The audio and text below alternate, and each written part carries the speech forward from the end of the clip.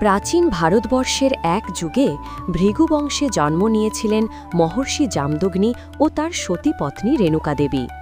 তাদের পরিবার ছিল তপস্যা, ধর্ম ও জ্ঞান চর্চার আশ্রয়স্থল। তাদের কনিষ্ঠ পুত্র ছিলেন ভগবান বিষ্ণুর অবতার পরশুরাম।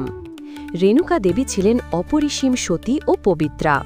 প্রতিদিন তিনি ভোরবেলায় যমুনার তীরে যেতেন, পবিত্র জলে স্নান করতেন, তারপর আশ্রমে ফিরতেন ঋষির পূজার উপকরণ নিয়ে। তার মন ছিল সর্বদা স্থির, ভক্তিতে পরিপূর্ণ। তবু একদিন ঘটল এক অদ্ভুত ঘটনা। সেদিন রেণুকা দেবী যমুনার ধারে জল আনতে গিয়েছিলেন। সেই সময় তিনি দেখলেন এক গন্ধর্ব রাজা তার পত্নীর সঙ্গে হাস্যক্রীড়ায় মগ্ন। সেই দৃশ্য দেখে রেণুকার মন এক মুহূর্তের জন্য চঞ্চল হয়ে উঠল। যদিও সেই ভাব ক্ষণস্থায়ী ছিল, তবু তার মন সেই মুহূর্তে পবিত্রতার সীমা হারাল। ঋষি জামদগ্নি তার তপস্যা শক্তি দিয়ে সব বুঝতে পারলেন। তিনি অনুভব করলেন তার পত্নী আজ শুদ্ধ নেই। রাগে, ক্রোধে ও ধর্মরক্ষার চেতনায় তিনি বললেন, রেণুকা আজ অশুদ্ধ হয়েছে, ধর্মবিরুদ্ধ আচরণ করেছে। তাকে আর এই পৃথিবীতে থাকতে দেওয়া যায় না। তিনি তার পুত্রদের একে একে ডেকে বললেন, যাও, তোমাদের মাকে বধ করো। 4 জন বড় ভাই সেই আদেশ শুনে কেঁপে উঠলেন।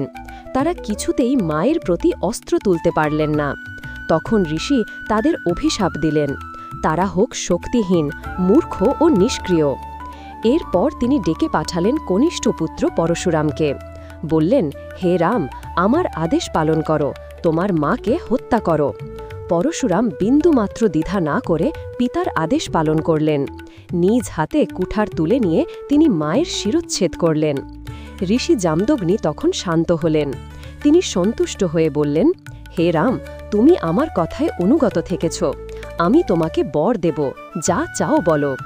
পরশুরাম বিনম্র কণ্ঠে বললেন, হে পিতা, আমার প্রথম বর এই, আমার মা যেন পুনর্জীবিত হন এবং আগের মতো পবিত্র হয়ে ফিরে আসেন। দ্বিতীয় বর এই, আমার ভাইয়েরা যেন তাদের পূর্ব অবস্থা ফিরে পান। ঋষি জামদগ্নি তপস্যা শক্তিতে সেই বর পূর্ণ করলেন। রেণুকা দেবী জীবিত হলেন, ভাইয়েরা পূর্ব অবস্থায় ফিরে এলেন। সব কিছু পুনরায় শান্ত হল। এই ঘটনা শুনে মানুষ স্তব্ধ হয়ে যায়, কিন্তু এর আড়ালে লুকিয়ে আছে গভীর আধ্যাত্মিক অর্থ। এটি ছিল অন্ধ আনুগত্য নয়, বরং গুরু ও পিতার আদেশে ভক্তির পরম পরীক্ষা। পরশুরামের এই ত্যাগ আমাদের শেখায়, ধর্ম পালন সহজ নয়, কখনো কখনো তা হৃদয় বিদারকও হতে পারে। তবুও সত্য, শুদ্ধতা ও কর্তব্যের পথে অবিচল থাকতে হয়। এই কাহিনী চিরকাল স্মরণীয় থাকবে, কারণ এটি কেবল এক হত্যার গল্প নয়, এটি আত্মসংযম, ভক্তি ও ধর্মরক্ষার এক গভীর শিক্ষা।